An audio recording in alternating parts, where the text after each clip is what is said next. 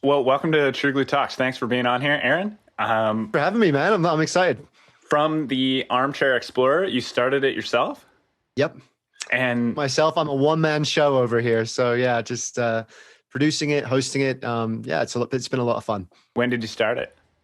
I started it in February 2020. So it was something I've been meaning to do for a couple of years. I'm a travel writer as well, so that was kind of my main job. And the thing about freelance travel writing is you're always working for a newspaper, a magazine, and there's a particular style you've got to fit in for that, right? Like the voice you use has to fit that style. They have a kind of sense of like the kind of articles that they want, and you're always constrained by word counts, right? You have 1,000 words or 2,500 words to explain the story of this trip or this place, and I always felt quite confined by that, right? Like there's so much else you can say. How do you fit this amazing adventure into a few pages? So there's inevitably a bunch of stuff you cut out. And travel for me is also like quite a reflective thing. I think that there's so many interesting, deeper elements. And I go into this a lot with the people I speak to on my show. Like, how does travel affect you? Like what did you learn on that piece? Like what was the most amazing person you met? And how was that, how did that culture blow your mind? And how did you take that back into your life and inspire other people or change your life in some way? So those things are always super interesting, but you can't necessarily fit them. Like, the London Times or something doesn't want to hear your opinion, right? They want to just hear you describe that place. So I kind of always missed doing that. And I come from a music background prior to journalism. In my 20s, I worked in the music industry in London and worked in A&R and worked with a bunch of bands and studios. And I was a drummer as well. I still am a drummer. So kind of music and messing around in studios and playing around with like music production software has always been something I love.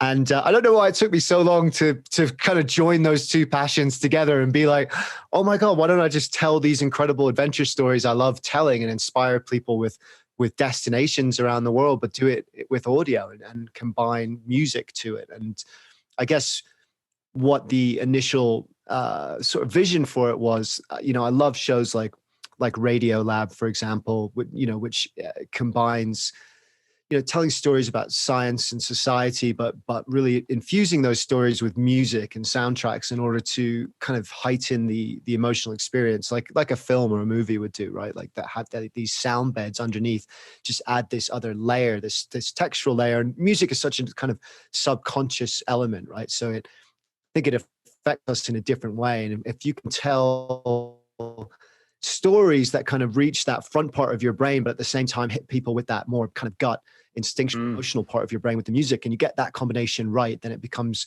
really, really powerful and really takes advantage of this medium to the full extent. And I thought, God, no one's doing that kind of format with travel, right? No one's making those kind of audio documentaries with travel, really. It's mostly interview formats.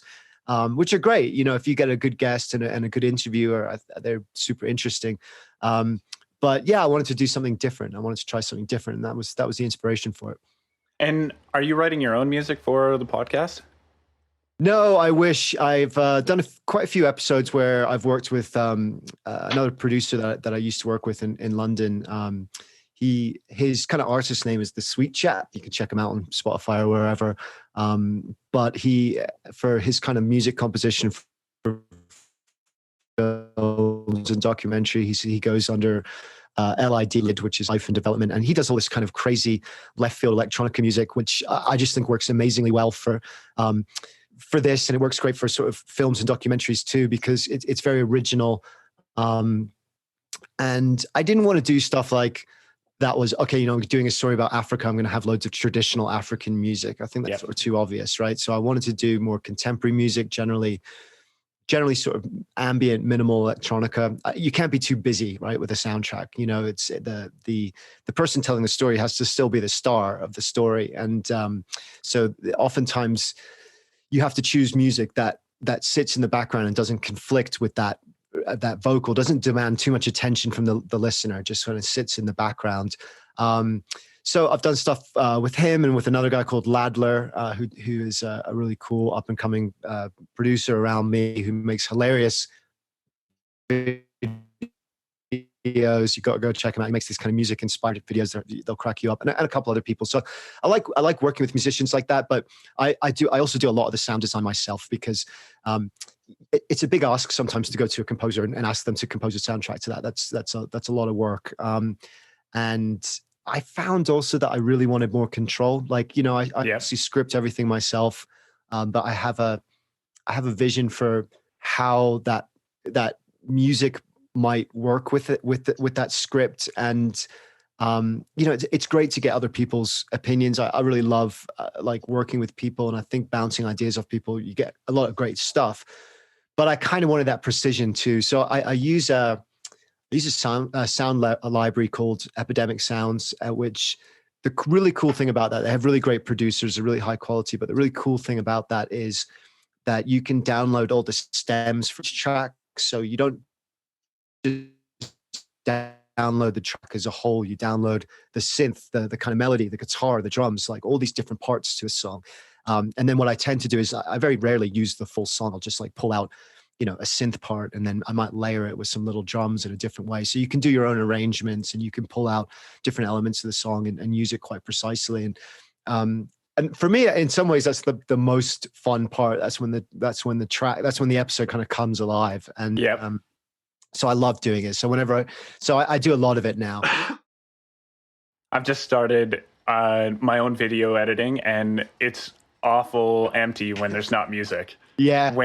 When you start adding the music, you're like, oh, this is how this all works. The music and the sound emotion behind this is how everything is connected. Yeah. Now, 100%. Let me ask a question for people starting their podcast. Have you had any copyright concerns with music, or, as you said, guidelines for putting music in? You don't want it too invasive? Yeah, I mean, you absolutely have to watch out on copyright. Like, I mean, as someone that's worked with a lot of musicians, and musicians are struggling, right? Like, I started working with musicians in the kind of early 2000s, and that was really when the music industry started changing dramatically due to internet and social sharing and all that kind of thing. So it's become harder and harder for musicians to make a living, and that's dramatically affected the kind of music that we get. There's been a huge opportunity, of course, with anyone can produce their own music. You don't have to go through this gatekeeper of the record company, this gatekeeper of huge studio prices. And that side of it's amazing. But the flip side of it is really hard to get noticed because so many people are doing it. And it's hard to get those record companies to invest in you because what they want is a guaranteed return. So they're investing in like big legacy acts and things like that.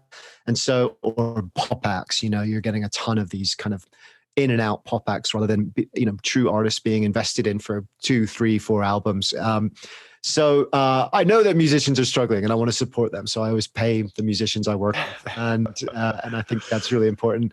And if you go to a good sound library, you do have to pay for that business license, which isn't free, but then that the artists are getting something for it, and you're safe to use it. And you're safe to use it. Yeah, exactly.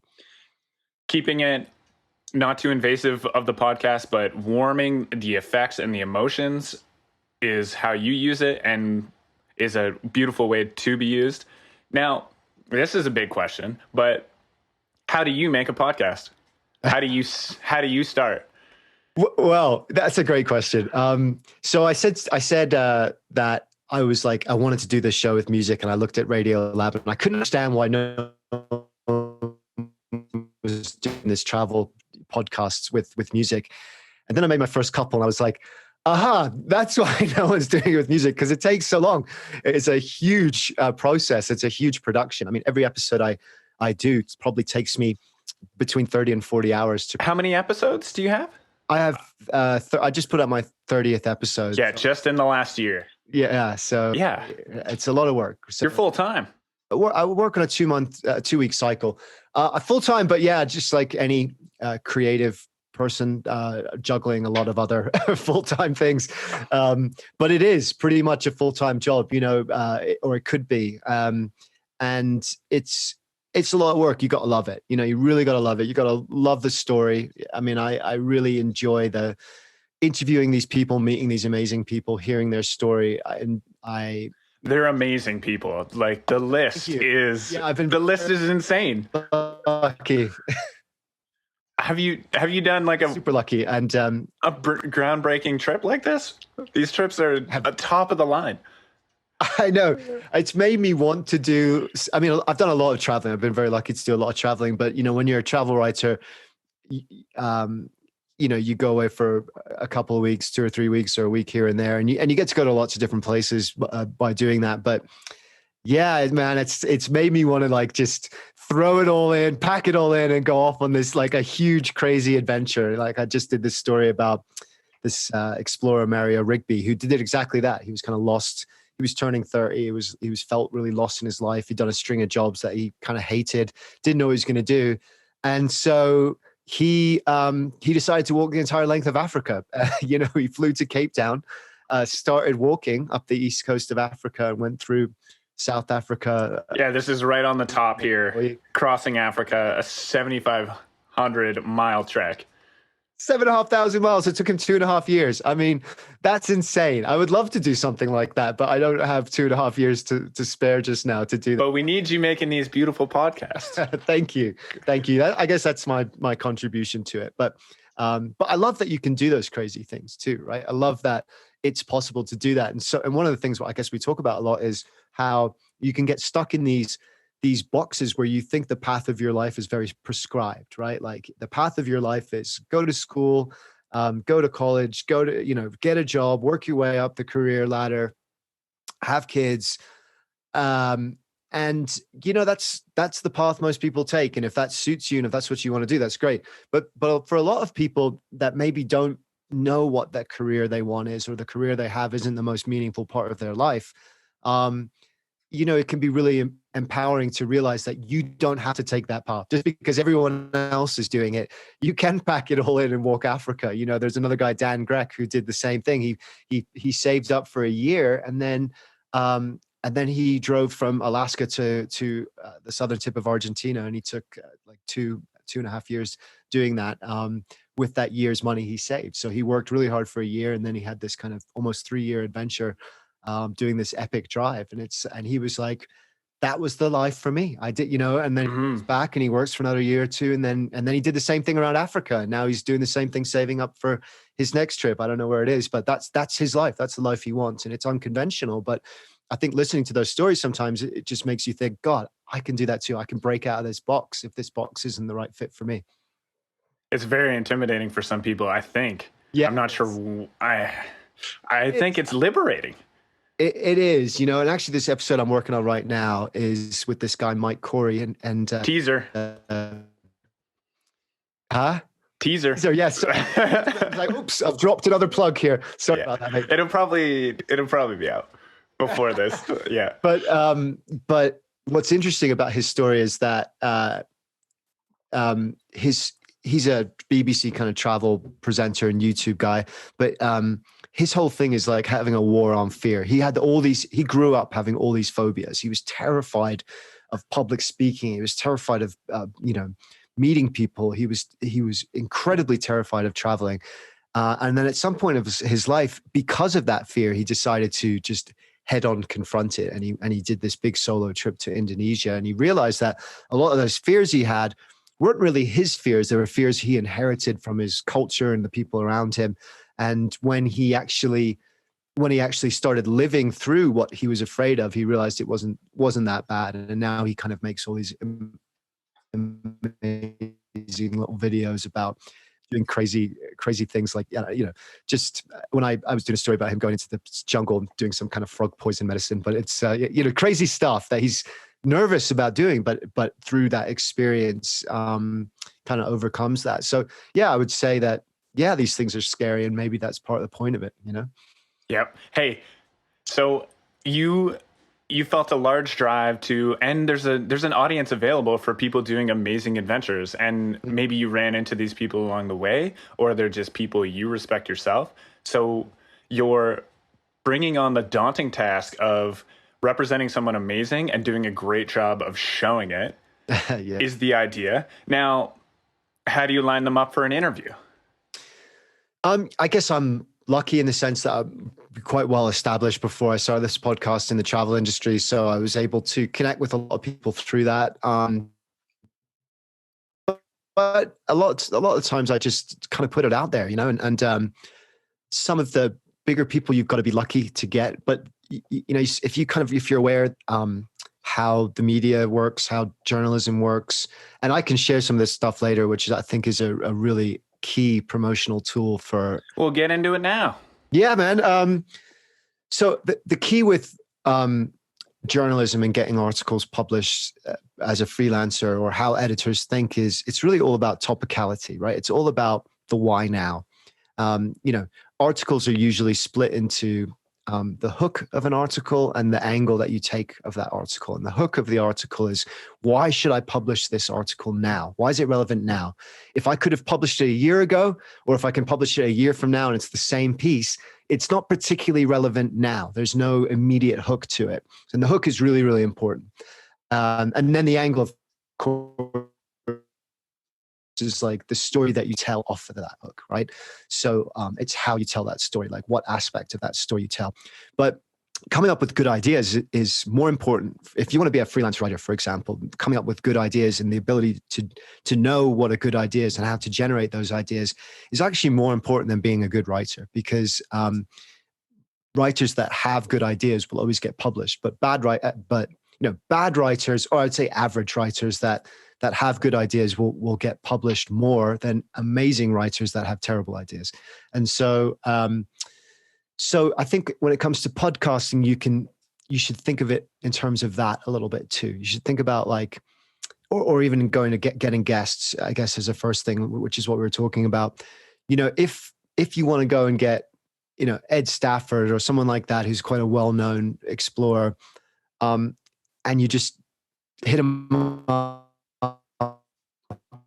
out of the blue, he's probably not going to do it. But if you time it so that you work out when he has his next Discovery TV series coming out or a book coming out, and you're able to connect with him a few weeks or a few months before that comes out, then you can get him, because then he wants the promotion.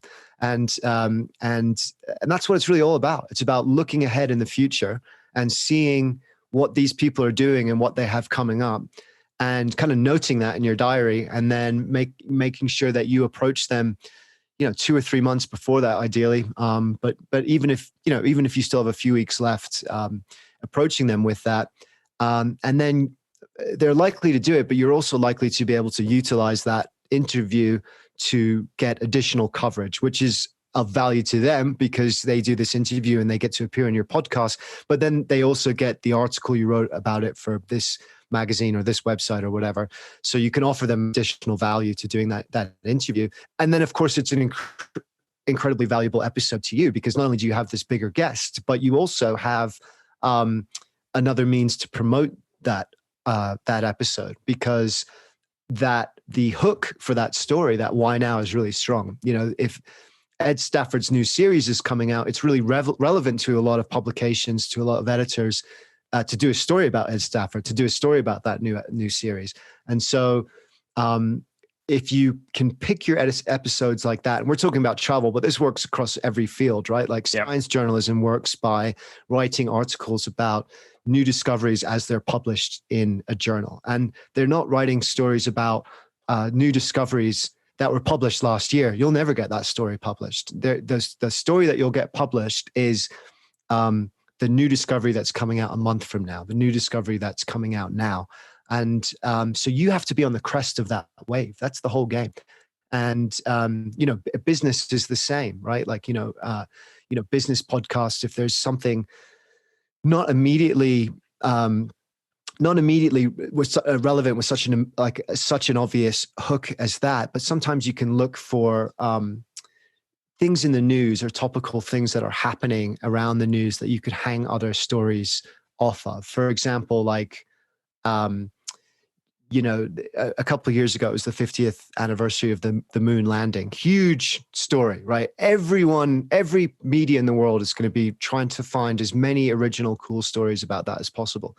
Well, you might not be able to, to find one of those astronauts or something like that. That might be hard to get that person on, but maybe you could find another angle for that, like the science behind building that, or how much it cost and how we're building spaceships today and how that has advanced, and how the technology is advanced. Or maybe you can find one of the people that worked on the control desk at Houston who got who was working on there. Or maybe you can find someone more relevant. So if you can find some of those big hooks, like anniversaries or movies coming out, right? Like maybe there's a really big movie coming out and you can tell some stories off the back of that. Not necessarily interviewing the actors, that's really obvious, but like telling stories off the back of that. Like Call of the Wild came out a while ago, and then you could interview the people that do the Iditarod, the sled dog race through Alaska. You could interview one of those winners, and it would get published because it's relevant now, because this huge film is coming out. So the Yukon and Call of the Wild and dog sledding is relevant now, and it's only going to be relevant now for this short window. So that's your opportunity to tell that story and to look for those unique angles that tell that story in a special way. So if you can do that if you can choose your episodes in advance and tie them, and it won't be every single episode, right? Some you'll just do because they're great stories, and some you'll just do because you've managed to get hold of a great guest and that's relevant, or providing value and information and education to your audience. But also look ahead, plan ahead, and look for those big hooks, those big anniversaries or movies or books or TV series coming out, those media events. Look for those in advance, and then plan out your content around those events, and plan to find ways to use those interviews and content to get additional coverage, which you can point to your episode, which you can point to your podcasts. And the more of those other articles and pieces that you get, the more links your show has, and the stronger your SEO is, which rises you up the Google rankings. And really that's the whole game, So I would say that's probably my, there's all the usual stuff people say about promoting it, but coming at from a journalistic point of view, I would say that that's the number one tip I could give. That is an incredible, helpful tip, and it resonates so much with me. It's so smart to think that way, and I think it's a useful tip no matter what. And here's a way it can be applied anytime: is within the intro of your podcast show, right at the start is your hook. And you can convince people why it's relevant now. Whatever the thing is, ancient Egypt, making a grilled cheese sandwich, you can talk about in your intro, you can word it in the right way to make the hook amazing. And yeah, I think it's really, really clutch to have a good introduction. And I'm sure you're working on your introductions, right? Yeah. I mean, I think that's like, if you write an article, the first line, the first paragraph is absolutely critical. And if you don't get that right, no one's reading the rest of the thing anyway, right? So you have to start in a way that draws people in, that teases people for the information that's going to come, and that sets out exactly what it is. And why now? And the why now, yeah, of course. And the, but people want to know exactly that. Why is it relevant now? What is it? What am I going to get out of this? They don't want it to be totally vague, but then you have to tease it a little bit. You can't give them all the information in that first intro. Otherwise, what's the point of listening to the rest of the show, right? But like, this is what you're going to get. Tease it out. Here's the mystery that's going to unfold. Here's what I'm going to reveal. Here's what you're going to discover along this journey with me on this episode. And that makes it incredibly relevant to them. But I would beware of really long-winded interviews too. I mean, I do a fairly long-winded interview, but what I try and do is do a very short paragraph initially that teases it out, and then the kind of intro music comes in, and then I do a slightly longer tease, which kind of brings out and extrapolates from that.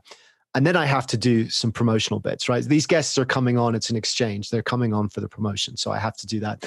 And then we get straight into the episode.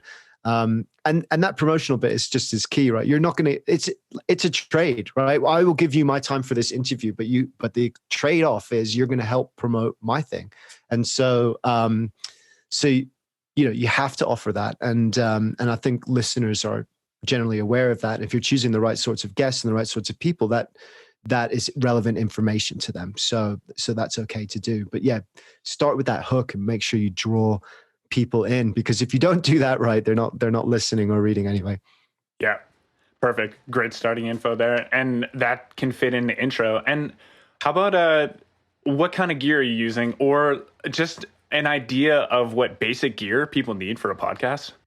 Yeah, first thing I would say is people get really hung up on gear, and it's easy to go down the rabbit hole of gear. And I've done it. I love doing it, right? I'm a photographer as well, and that is a particularly deep rabbit hole that you can get sucked down into, of like lenses and filters and camera bodies and all sorts. But with podcasting, it's simple, right? You have a microphone and a software that you use. I use Logic, which is the music producing software, and I use it for a couple of reasons. One, it's a one-off price. A lot of people use Audacity, but that's an annual subscription. So if you're planning to go long-term, and Audacity has it's a software that's specific to podcasting. So it has some really nice features, but I think for me, Logic is just a much more all-encompassing production software. But you can use a variety of things, Ableton, all sorts of stuff. Yep.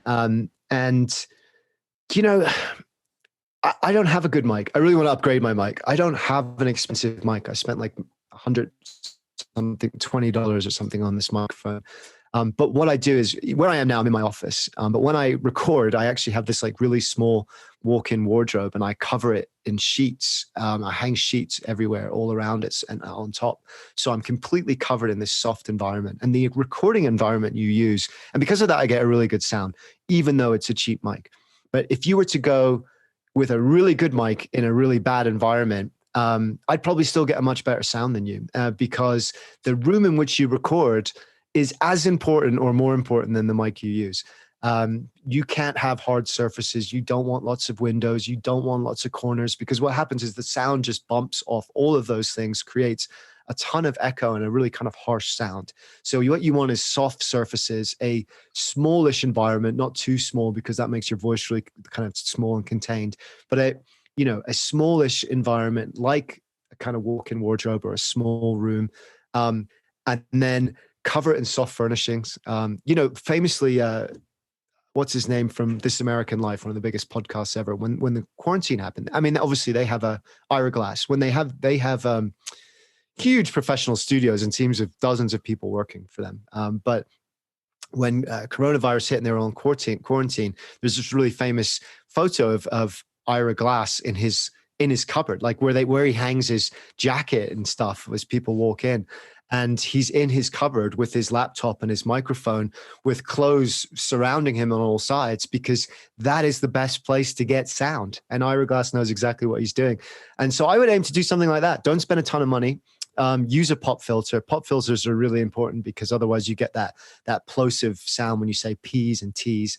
And that's really hard to edit out afterwards. So use a pop filter and get your environment right. And most of the time that's good enough, but make sure that you have, and we can get into this as a bigger question, but make sure that you put that into some kind of software, some kind of editing system where you can then clean it up. And the level at which you clean it up, I think is really important, and where a lot of people fall down. They don't do enough of that. Yeah. A lot of people might not understand it. And if you don't, find people that do, pay them a little bit of money, or just go down the road, get yourself a nice software, teach yourself well. And the whole environment around you, another advice, like, go to the bathroom before. You might have to leave the environment. Distractions, noise, light changing in the background. All definitely things to consider. Yeah. For the start of your podcast. Anything you do prior and before you have an interview? Yeah. And obviously there's obvious things that aren't obvious when you're starting it, but you have to use headphones. Otherwise you get, especially if you're doing an interview with someone online, because otherwise you get this terrible echo that you really can't cure. So that's super important. But when it comes to the editing, sort of shameless plug, I've just set up my own studio, so you can check it out. If you reach out to me, if you do hate editing, I really enjoy it. And the reason why I enjoy it is because whether you're writing or editing, people don't go far enough. People take out the kind of you want to take out, like, some people do a lot of these and that's really boring for someone to listen to, right? So you need to take out all of that stuff. And then all the distracting noises, like if I kind of accidentally click the microphone, you need to take that out, right? But But what you need to take out as well that people don't realize is all the unessential bits, all the boring bits. Like one of my favorite quotes is from Alfred Hitchcock, and he said, "Drama is life with all the boring bits taken out." And that's what podcasting should be too, right? We shouldn't necessarily do an hour interview. And this is what you do too, which is great. You shouldn't necessarily do an hour interview and then use all of that hour, because a lot of that hour won't be relevant to the subject that you're trying to get across to your listeners. So I think whether it's like a storytelling based show like mine, or an informational, educational based podcast like this one, it's all about deciding what the important information is and cutting everything else out. Like if your pacing stuff is really, really important, like the number one thing with writing well is editing well. If being a good self-editor, like no one does a good first draft, no one. And you then but being able to do a good second and third draft, being able to understand what's important and what needs to be kept in and what should be chucked out, even if it's great, if it's not essential to the story, if it's not pushing that narrative or that education forward, it should go. And in some ways, the shorter the better, right? Like if you can say in 20 minutes all the essential stuff in a way that's engaging and entertainment for your audience, or you can say in 40 minutes all that same stuff with a lot of background and a lot of useless information, cut it to 20 minutes. Like don't waste your audience's time. And being able to work that out and to be brave and to make those edits and cuts is essential. And not enough people do it. Very few people do that, actually.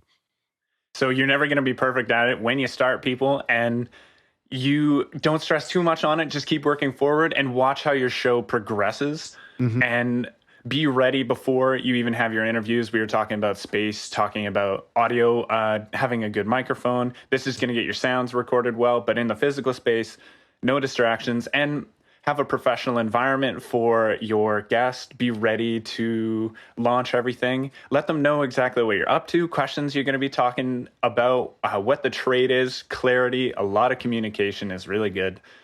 Yep. And so, one last thing on that editing thing that I forgot to mention is there's a lot of transcription software that you can use, and some of it's free, but you get a limited amount of time, and it's not that expensive anyway. But if you actually get your interview transcribed, and then that you have that text in front of you, it can become quite obvious what needs to be cut out, and you can read through that text and highlight the bits that work, and then you have something to base that off of, right? Then you can go back and make those edits in a much easier and more efficient and quicker way. So transcribing things first is really important. And another thing you just said, which is, I guess, one of my number one things is preparing. Like you mentioned about like being professional and sending the guest questions first.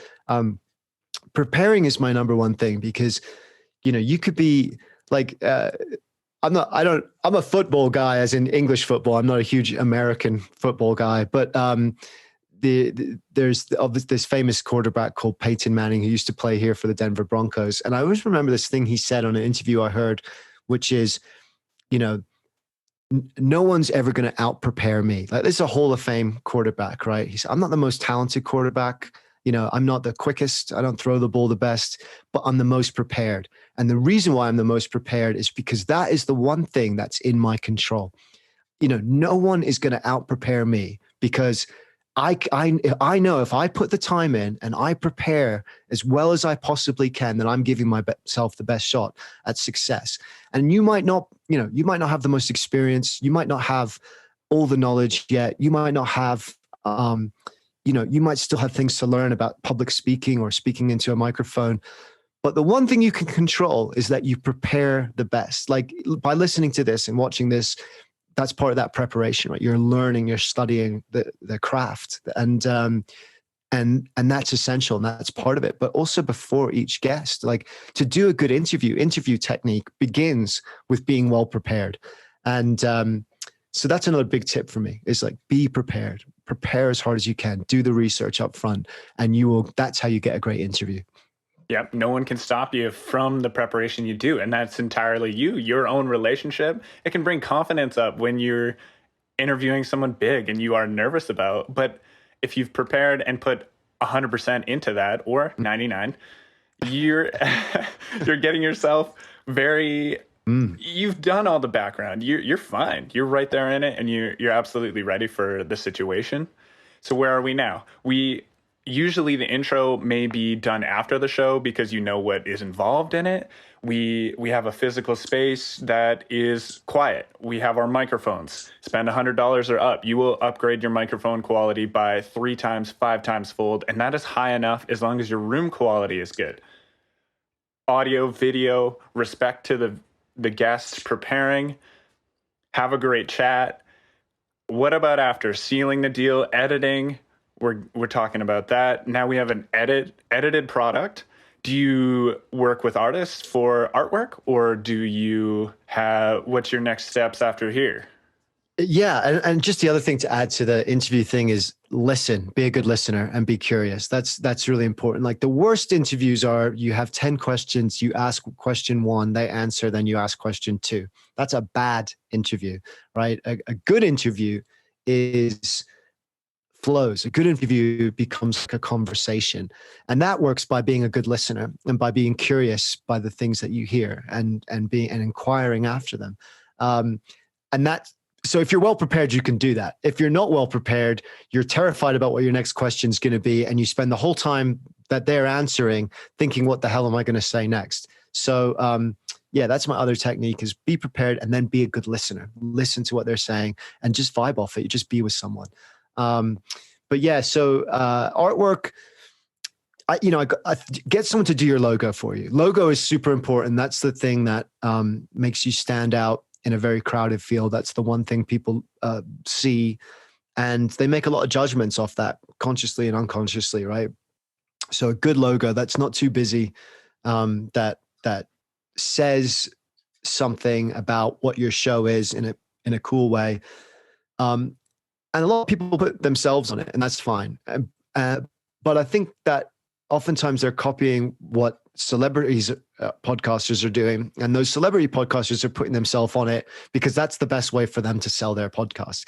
But if you're not a celebrity, putting your face on it may not be the best way to sell your podcast, right? Who cares who you are? And what they're interested in is what your content is. So I would think about that and perhaps do something that speaks to your content and your value to your audience. Like what you're trying to do is communicate the why for them, right? Like, why is this of value to me? Why is this of interest to me?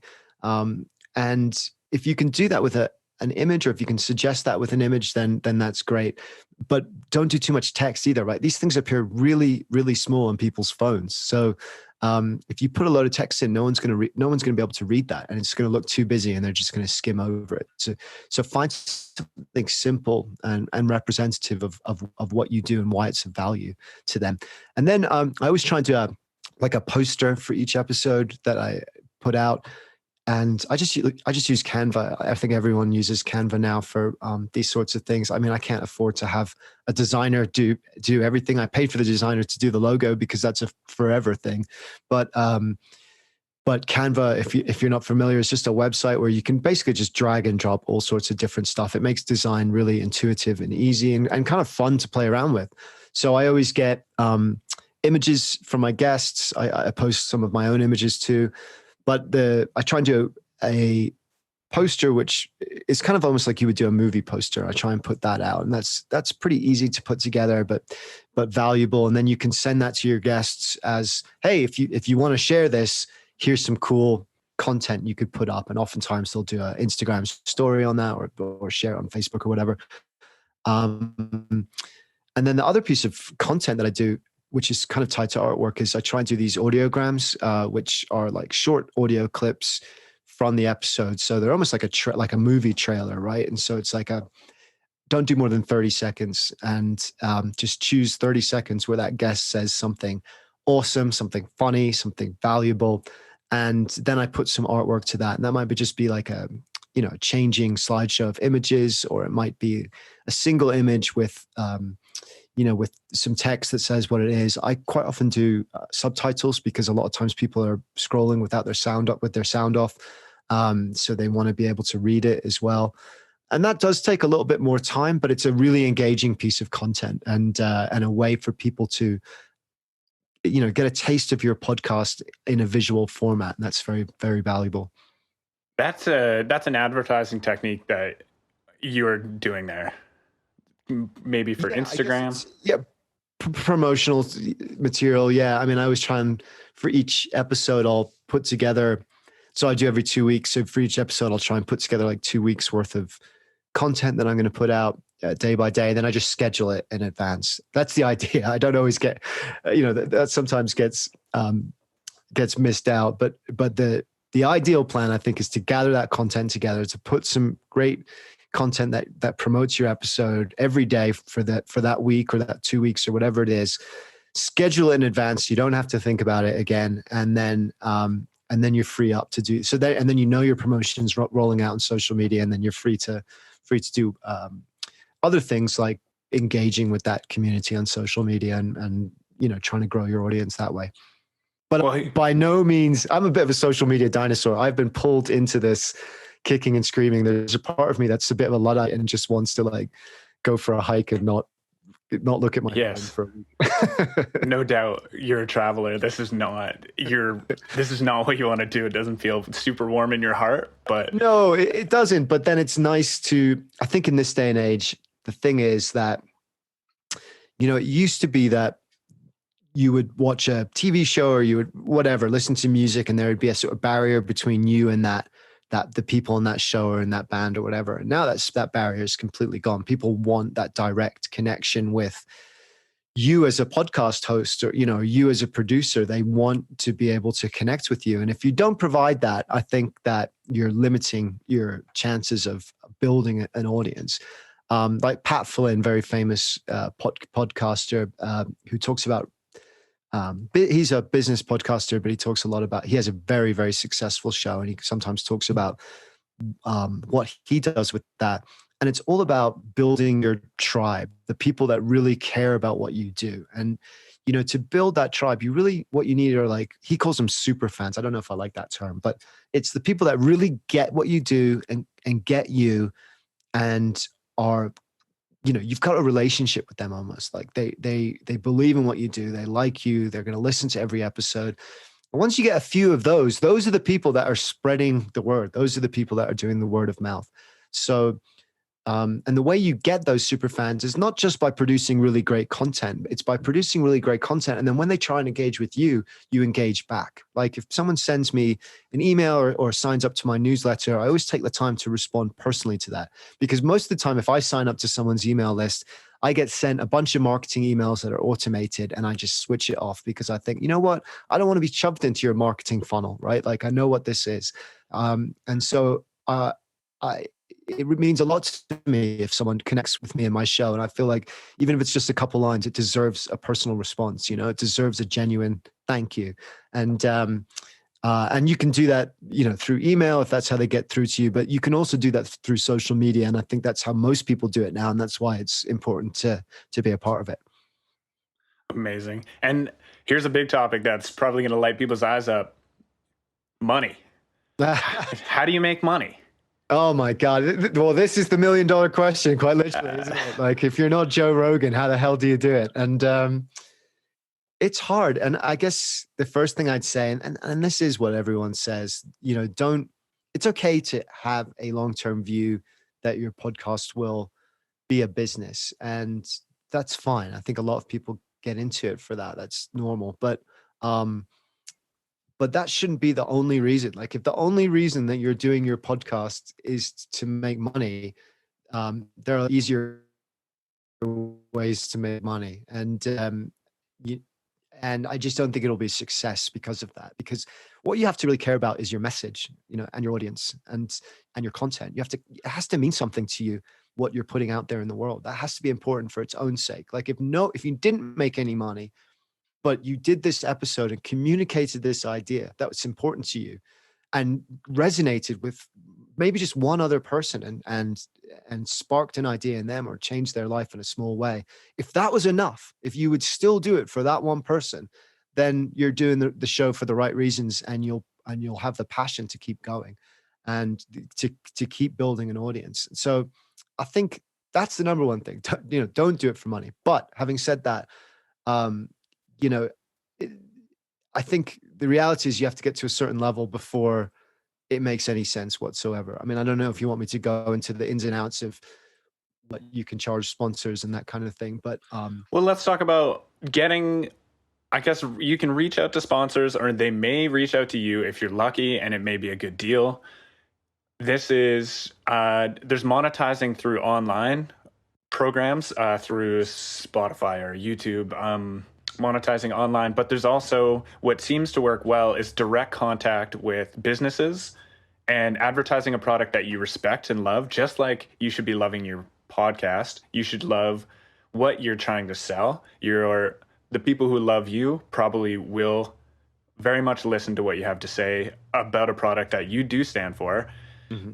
Finding things that you do stand for, monetizing. Is there things that you've appreciated selling, or I think you're absolutely right. And, just to backtrack a touch, like podcast advertising is shown to be 4 or more times effective than, traditional online digital marketing or advertising. And the reason is exactly what you said, right? If the host chooses products to advertise that, that fit the audience, that provide genuine value to that audience, and they genuinely like themselves, when you talk about it yourself in a natural way, that is like a recommendation from a friend rather than a faceless advert. I don't like people that run, kind of already formatted, already produced adverts like you would hear on the radio or TV. Like I like host-read adverts that are personalized and are just speaking to me from this guy or this girl who is recommending something that I think I'll like, and then I trust that. So podcast advertising is effective. People are, brands, businesses are going to be increasingly investing in this space. That's without a doubt. It's growing year on year, and so that's an increasingly important part of it. And the audience size isn't important. It depends on your area. Like if you're doing a very, very niche area, if your podcast is about raising goats or something like that, right? Like, there's not millions of people that are going to listen to a podcast about raising goats. Like getting to 1 million people shouldn't be your target. But if you can get 1,000 people that are really interested in raising goats, you can make a business out of that, because you can sell sponsorship to that, but you can also sell courses on how to raise goats, and you can sell products about raising goats, and you can become an affiliate salesman for things on Amazon that people need for goats. So great, terrible example, right? But I just want to I think that was great. That was very niche. So it doesn't matter about the size of the audience. I think it matters about the particular audience and marrying the right stuff to that. But yeah, sponsorship is one side of it. The other side of it is selling things off the back of what you do that are of value to your audience, right? So, it's selling products or selling courses. I mean, courses is a really popular one. Like if you're doing a show about how to podcast, then people might listen to that and go, yeah, dang, that was really useful, but I want a more practical follow-up. I want to work with someone on this. You could then sell off the back of that, editing services, podcast production services, one-to-one training, all this sort of stuff like that. So I think in general, people make more money doing that kind of thing than they do through sponsorship. Like sponsorship makes sense. Sponsors will come to you when you get, 5,000 plus downloads an episode, and you might start to get some sponsors. And then when you get to around 10,000 plus, people will come to you more regularly. But that can take a long time to get to that, and you can never get to that. And in podcasting, that's a huge amount. Actually, you're in the top 2% of podcasts if you're getting those numbers. So I think it's all about creating a little cottage industry, a little small business off the back of what you do, and thinking about who's your audience, what do they need, and how can I serve them? How can I provide for them? And if you can do that, then I think you can monetize it in a way. But think of your audience first, and think of your content first, and think of your message first. And then once you get all of that right, then monetizing it should follow. That's coming from love. That's coming from you loving the guest, you loving your podcast, making a good quality episode, filling it with information, which is for them. They love you for that. It's real.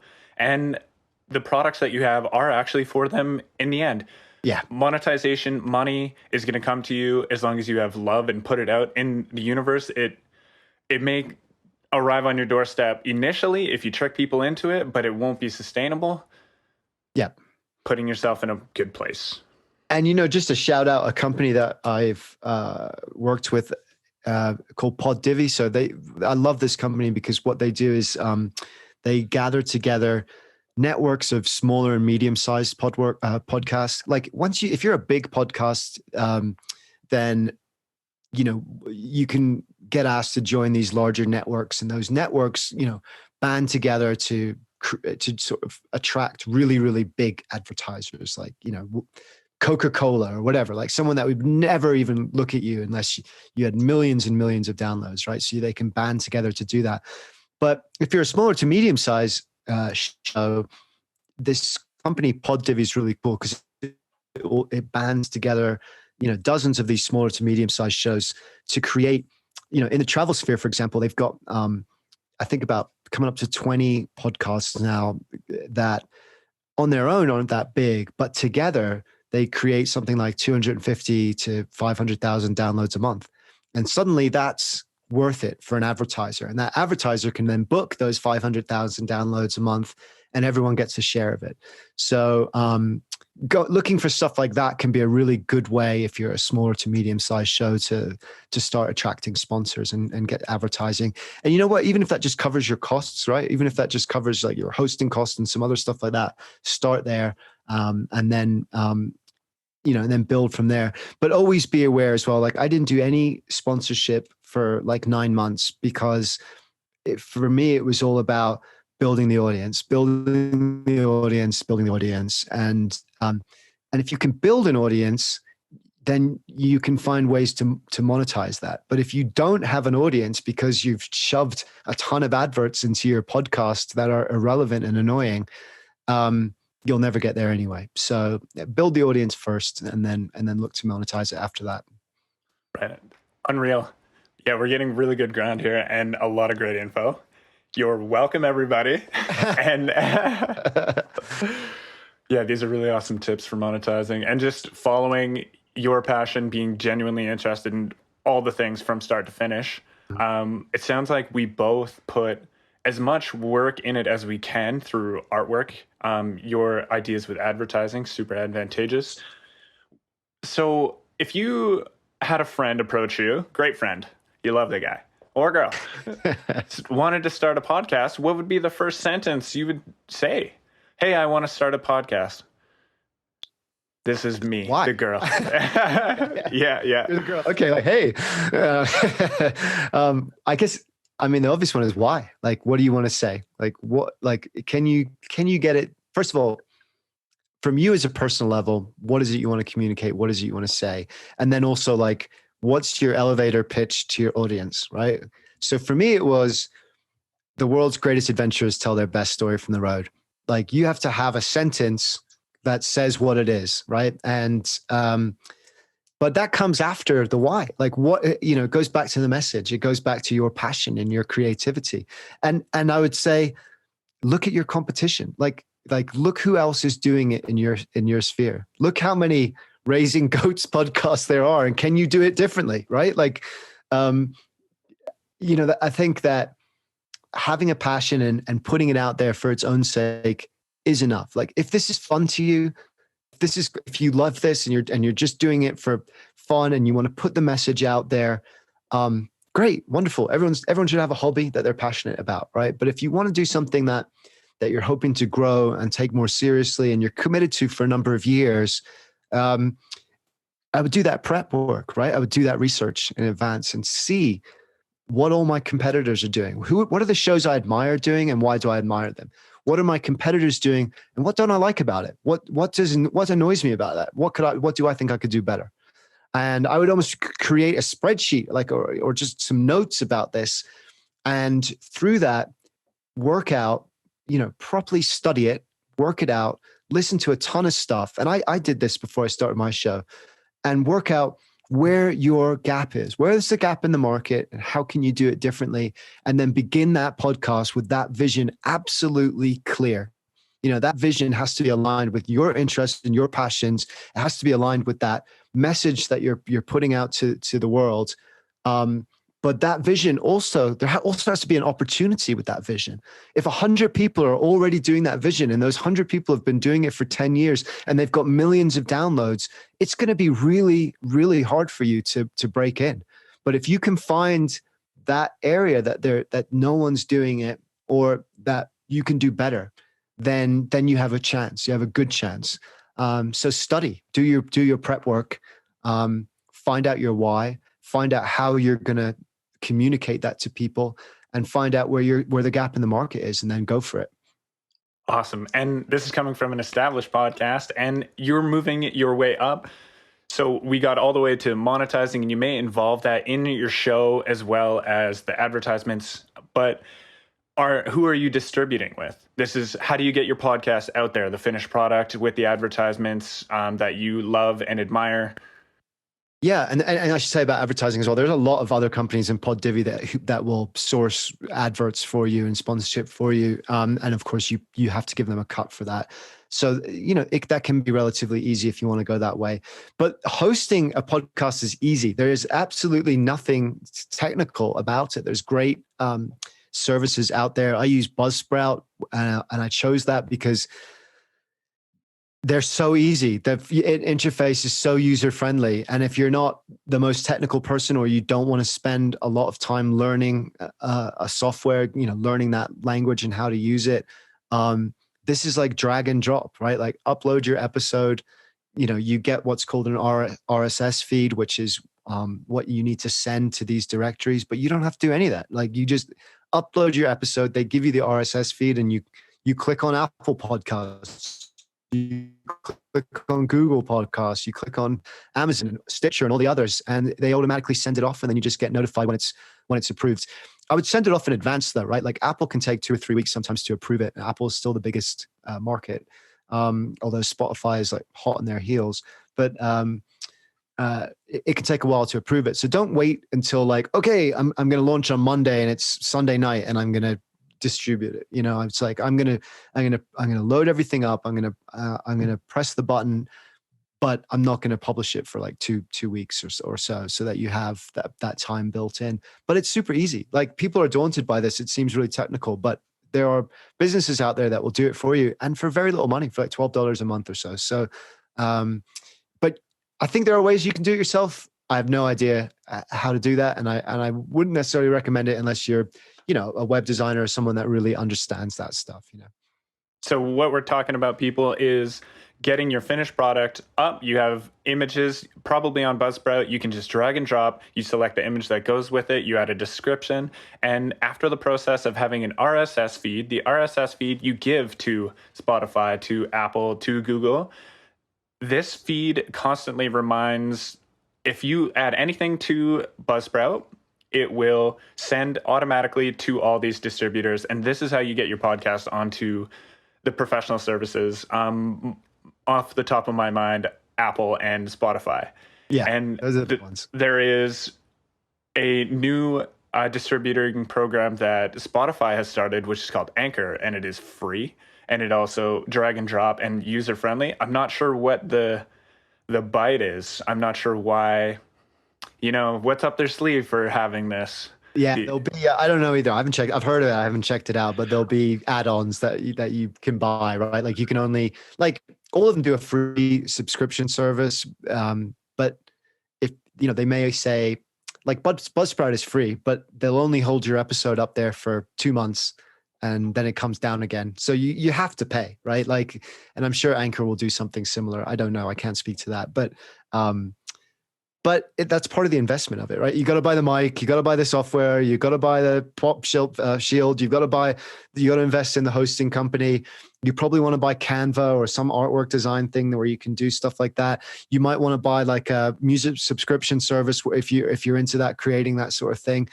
And all this stuff might cost you anywhere from, like, I don't know, 10, 20 bucks a month to 100, 150 bucks a month and more. So, so that's, that's part of it. And, I mean, I think anything you do, I mean, most things you do are going to cost you some money in some way. So, and this does too. You got to spend money to make money.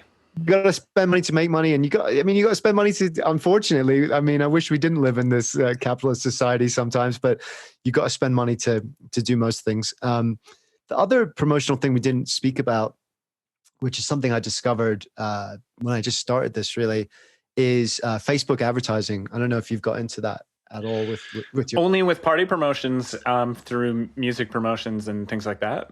Yeah. It's, think what you want about Facebook, and obviously there's a lot of stuff out there about them right now. But the one thing that has really blown my mind is the ability to target so specifically the audience that you want to reach. And I mean, it's incredible. Like, if I put out an episode about sea kayaking, right, I can target people in one country. I can target people in the UK, aged 25 to 35, that are into sea kayaking, that are have bought this magazine and listen to podcasts. Right. And that's like 20,000 people. Right. And you can target those 20,000 people with an advert designed specifically to speak to them. And not only that, what you can do is you can A/B adverts. Right. So the trick is, right, let's say you create 2 posters. Right. And you put both those posters out, but you don't invest very much money in it. You put like maybe $10 in it. And that's the other thing, is micro amounts, right? It used to be that advertising, you had to invest $100,000 and you just throw it all at the wall and see what sticks. Now you can like surgically target specific groups of people. But what you can also do is you can test what content performs better. So you can put 2 posters out to these people, and you get these analytics back that say, well, this poster, 1,000 people clicked on it, and 200 people made it to the landing page, and 20 people subscribed, right? And this other poster, well, 2,000 people clicked on it, 400 people made it to the landing page, and 50 people subscribed to it. So that poster is the poster that works. And then you put the money into it. Then you put $100 into it when you know that content speaks to that group. And people will do this in a much more detailed and advanced way than that. They will A and B 10, 12, 15 different types of content until to different markets and different groups. And then I have this piece of content for that group. I have this piece of, if I'm speaking to 50 plus hikers, I'm going to have this content group. If I'm speaking to 20-year-old bikers, I'm doing this one, right? And so you're creating individual types of content that speaks to different specific targeted groups.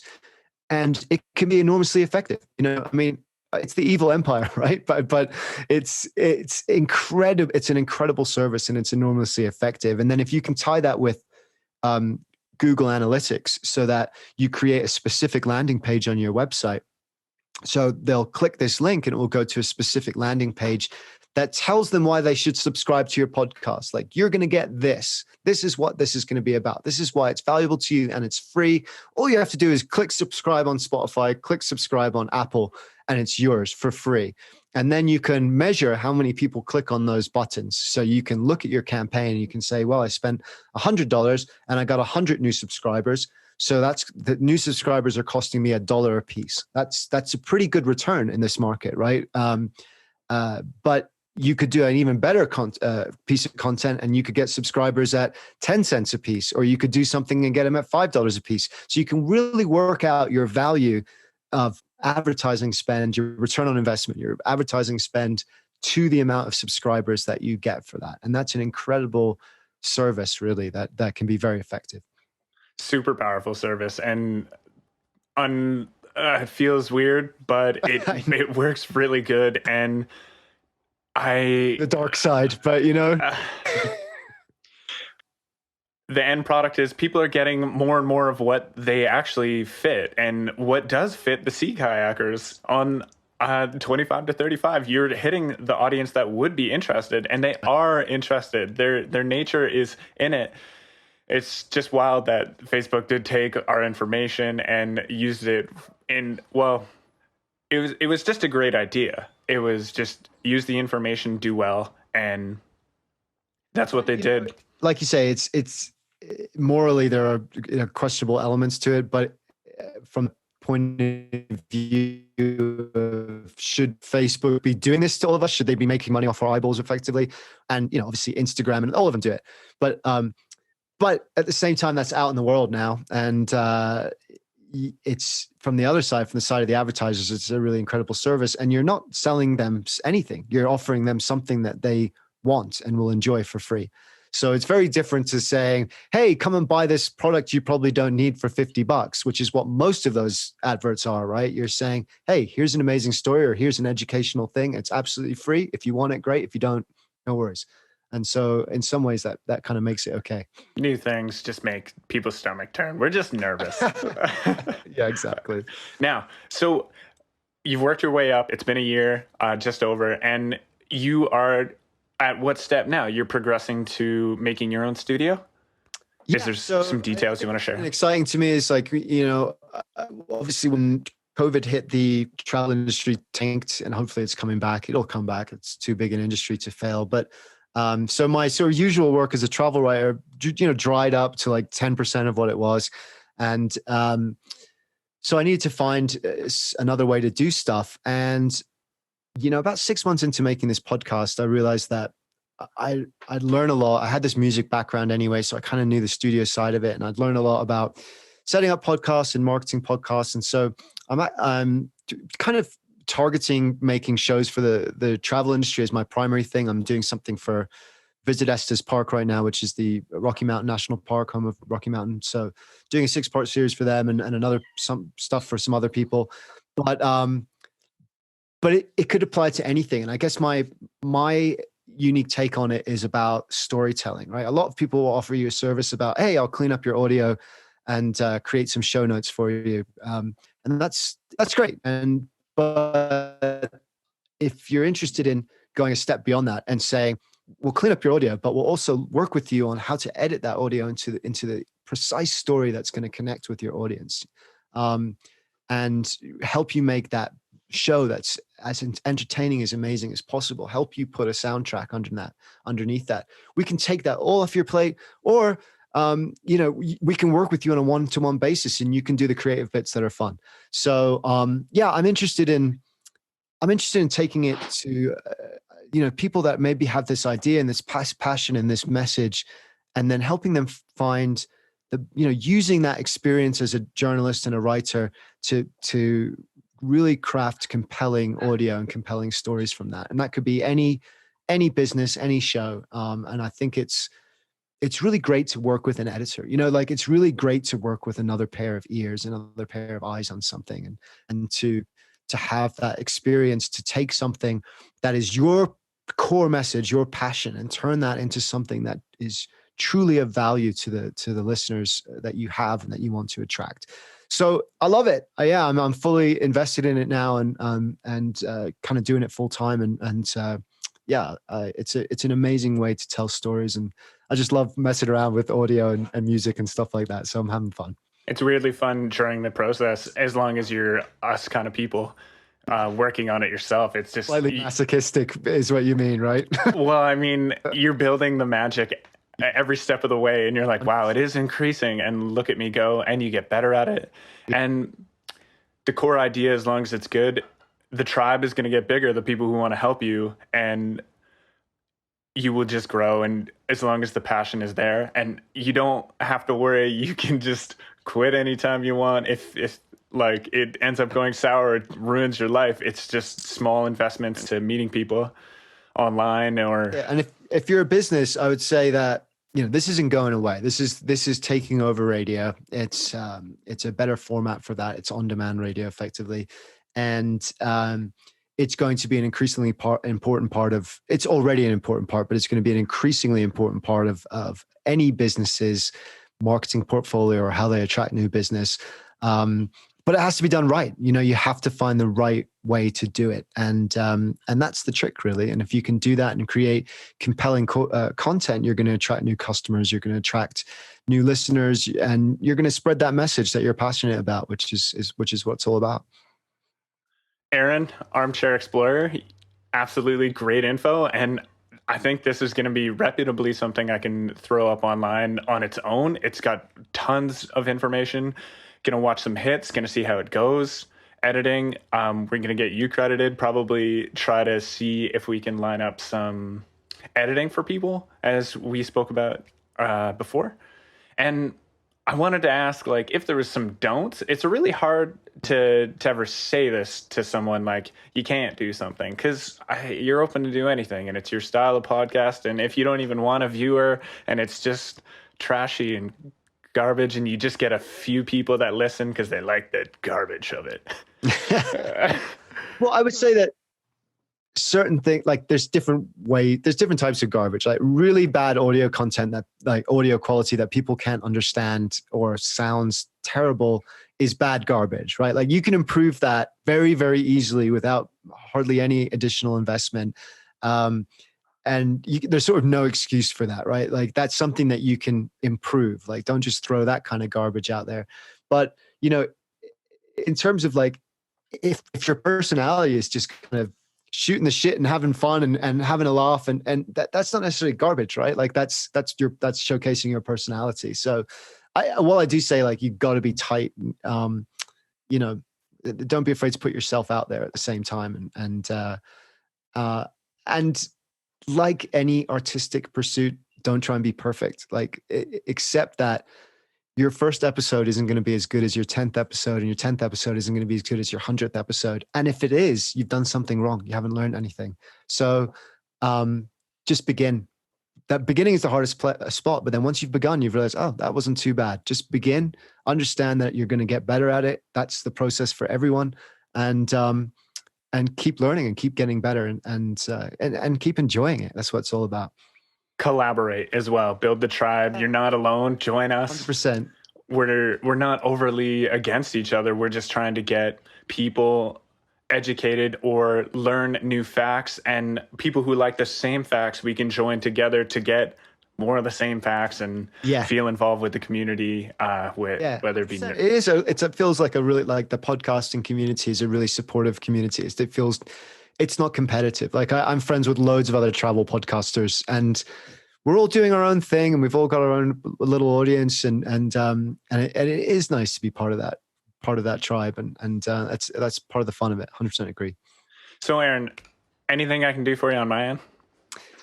Oh man, just I would love to hang out with some of your listeners and viewers as well. So just come and hang out with me at the Armchair Explorer podcast. If you like travel and adventure, we're going to get on well. So that's how I got recommended to you.